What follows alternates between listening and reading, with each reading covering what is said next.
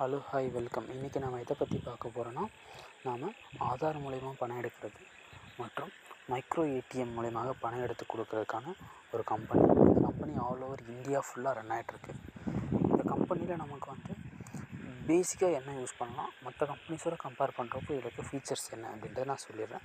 இந்த கம்பெனியுடைய ஐடி வேணுன்னா நம்மளை வாட்ஸ்அப்பில் கான்டாக்ட் பண்ணுங்கள், நம்ம உங்களுக்கு ஐடி க்ரியேட் பண்ணி தரலாம்.